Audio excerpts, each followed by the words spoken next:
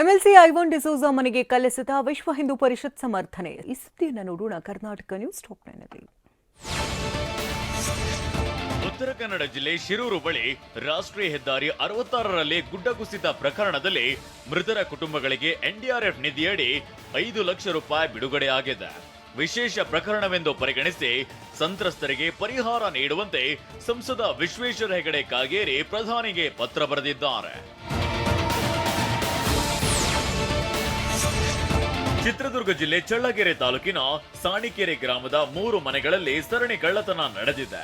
ಪುಟ್ಟಮ್ಮ ಎಂಬುವರ ಮನೆಯಲ್ಲಿ 30 ಗ್ರಾಂ ಚಿನ್ನ, 1 ಲಕ್ಷ ರೂಪಾಯಿ ನಗದು, ತಿಪ್ಪಮ್ಮ ಮನೆಯಲ್ಲಿ 30 ಗ್ರಾಂ ಚಿನ್ನ, 5,000 ರೂಪಾಯಿ ನಗದು, ಶಿವಕುಮಾರ್ ಮನೆಯಲ್ಲಿ 25,000 ರೂಪಾಯಿ ನಗದು, 4 ರೇಷ್ಮೆ ಸೀರೆ ಕಳವು ಮಾಡಲಾಗಿದೆ. ಎಂಎಲ್ಸಿ ಐವಾನ್ ಡಿಸೋಜಾ ಮನೆ ಮೇಲೆ ಕಲ್ಲು ತೂರಾಟವನ್ನ ವಿಎಚ್ಪಿ ಮುಖಂಡ ಶರಣ್ ಪಂಪ್ವೆಲ್ ಸಮರ್ಥಿಸಿಕೊಂಡಿದ್ದಾರೆ. ಐವಾನ್ ಡಿಸೋಜಾ ಮನೆ ಮೇಲೆ ಕಲ್ಲು ತೂರಾಟ ನಡೆದಿದ್ದು ತಡವಾಯಿತು, ಅದು ಮೊನ್ನೆ ಆಗಬೇಕಿತ್ತು ಅಂತ ಬೆಳ್ತಂಗಡಿಯಲ್ಲಿ ವಿಶ್ವ ಹಿಂದೂ ಪರಿಷತ್ ಮುಖಂಡ ಶರಣ್ ಪಂಪ್ವೆಲ್ ಹೇಳಿದ್ದಾರೆ. ದಾವಣಗೆರೆ ಜಿಲ್ಲೆಯ ಹರಿಹರದ ತುಂಗಭದ್ರಾ ನದಿ ತಟದಲ್ಲಿರುವ ರಾಘವೇಂದ್ರ ಸ್ವಾಮಿ 353ನೇ ಆರಾಧನಾ ಮಹೋತ್ಸವ ಜರುಗಿತು. ಆರಾಧನಾ ಮಹೋತ್ಸವದ ಪ್ರಯುಕ್ತ ಮಠದ ಆವರಣದಲ್ಲಿ ಮಹಾರಥೋತ್ಸವ ನಡೆಯಿತು. ವೀರಶೈವ ಲಿಂಗಾಯತ ಪಂಚಮಸಾಲಿ ಜಗದ್ಗುರು ಪೀಠದ ವಚನಾನಂದ ಮಹಾಸ್ವಾಮೀಜಿ ರಥೋತ್ಸವಕ್ಕೆ ಚಾಲನೆ ನೀಡಿದ್ರು. ಸುಸ್ಥಿರ ಅಭಿವೃದ್ಧಿಯಲ್ಲಿನ ನೂತನ ತಂತ್ರಜ್ಞಾನದ ಕುರಿತು ರಾಮಯ್ಯ ತಾಂತ್ರಿಕ ಮಹಾವಿದ್ಯಾಲಯದಲ್ಲಿ ಅಂತಾರಾಷ್ಟ್ರೀಯ ಸಮ್ಮೇಳನ ಏರ್ಪಡಿಸಲಾಗಿತ್ತು.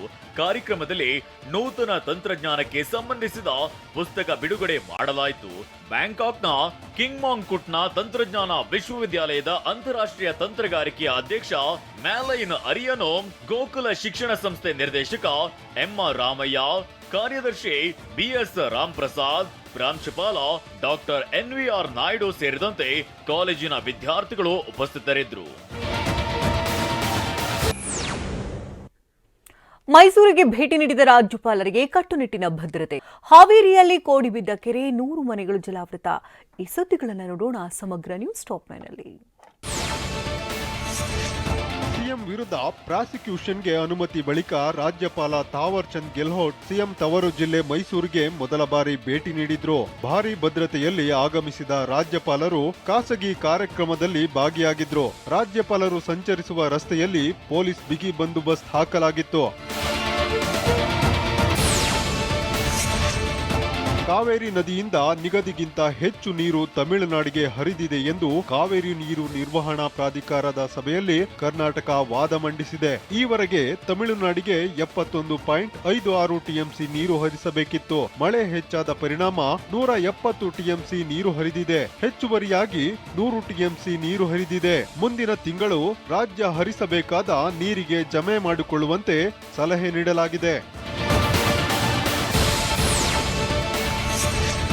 ಚಂದ್ರಯಾನ 3 ಸಕ್ಸಸ್ ಆಗಿ ಇವತ್ತಿಗೆ 1 ವರ್ಷ ಪೂರೈಸಿದೆ. 2023ರ ಆಗಸ್ಟ್ 23ರಂದು ಚಂದ್ರನ ದಕ್ಷಿಣ ಧ್ರುವದಲ್ಲಿ ಇಸ್ರೋ ವಿಕ್ರಮ್ ಲ್ಯಾಂಡರ್ ಇಳಿಸಲಾಗಿತ್ತು. ಈ ಐತಿಹಾಸಿಕ ಸಾಧನೆಗೆ ಈಗ 1 ವರ್ಷವಾಗಿದೆ. ಈ ಹಿನ್ನೆಲೆ ಇವತ್ತು ಎಲ್ಲೆಡೆ ರಾಷ್ಟ್ರೀಯ ಬಾಹ್ಯಾಕಾಶ ದಿನವನ್ನ ಸಂಭ್ರಮದಿಂದ ಆಚರಿಸಲಾಗ್ತಿದೆ.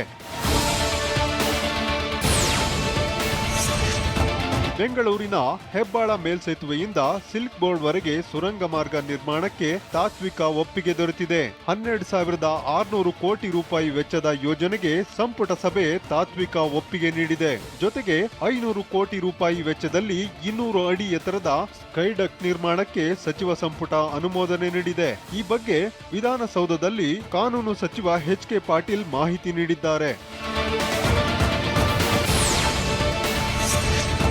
ಬೆಂಗಳೂರು ನಗರದಲ್ಲಿ ರಸ್ತೆ ಅಪಘಾತಗಳು ಹೆಚ್ಚಾಗ್ತಿದ್ದು, ಪೊಲೀಸರು ರಾತ್ರಿ 11:30ರಿಂದ ಡ್ರಿಂಕ್ ಅಂಡ್ ಡ್ರೈವ್ ತಪಾಸಣೆ ನಡೆಸುತ್ತಿದ್ದಾರೆ.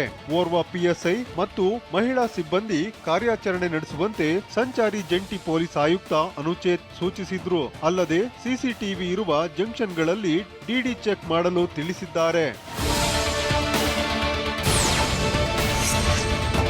ಲಾಕರ್ನಲ್ಲಿಟ್ಟಿದ್ದ ಚಿನ್ನಾಭರಣ ಕದ್ದಿದ್ದ ತಸ್ಲಿಮಾ ಬಾನು ಎಂಬಾಕೆಯನ್ನ ಬೆಂಗಳೂರಿನ ಚಾಮರಾಜಪೇಟೆ ಠಾಣೆ ಪೊಲೀಸರು ಬಂಧಿಸಿದ್ದಾರೆ. ನೆರೆಮನೆಯ ಮೊಹಮ್ಮದ್ ಅಬ್ರಹಾಂ ಮನೆಯಲ್ಲಿ 182 ಗ್ರಾಂ ಚಿನ್ನಾಭರಣ ಕಳ್ಳತನ ಮಾಡಿದ್ಲು. ಸದ್ಯ ಆರೋಪಿಯಿಂದ 10 ಲಕ್ಷ ಮೌಲ್ಯದ 142.7 ಗ್ರಾಂ ಚಿನ್ನಾಭರಣ ವಶಕ್ಕೆ ಪಡೆಯಲಾಗಿದೆ. ಹಾವೇರಿ ಜಿಲ್ಲೆ ಹಿರೇಕೆರೂರು ತಾಲೂಕಿನ ಕಚವಿ ಗ್ರಾಮದ ಬಳಿ ಇರುವ ಕೊಪ್ಪದ ಕೆರೆ ಕೋಡಿ ಬಿದ್ದಿದ್ದು 100ಕ್ಕೂ ಹೆಚ್ಚು ಮನೆಗಳಿಗೆ ನೀರು ನುಗ್ಗಿದೆ. ಮನೆಯಿಂದ ನೀರು ಹೊರಹಾಕಲು ನಿವಾಸಿಗಳು ಪರದಾಡಿದ್ರು. ಇಡೀ ಗ್ರಾಮ ಜಲಾವೃತವಾದ್ರೂ ಅಧಿಕಾರಿಗಳು ಮಾತ್ರ ತಲೆ ಕೆಡಿಸಿಕೊಳ್ತಿಲ್ಲ ಅಂತ ನಿವಾಸಿಗಳು ಆಕ್ರೋಶ ವ್ಯಕ್ತಪಡಿಸಿದ್ದಾರೆ. ಬೆಂಗಳೂರಿನಲ್ಲಿ ಗುರು ರಾಘವೇಂದ್ರ ಸ್ವಾಮಿಯ 353ನೇ ಆರಾಧನೆ ಅದ್ದೂರಿಯಾಗಿ ಜರುಗಿತು. ನಗರದ ಅಂಜನಪುರದಲ್ಲಿ ಗುರು ರಾಘವೇಂದ್ರ ಸ್ವಾಮಿಯ ದೇವಸ್ಥಾನದಲ್ಲಿ ಸಮಾರಂಭ ನೆರವೇರಿತು. ಸಾವಿರಾರು ಭಕ್ತರು ಭಾಗವಹಿಸಿ ರಾಯರ ಕೃಪೆಗೆ ಪಾತ್ರರಾದರು.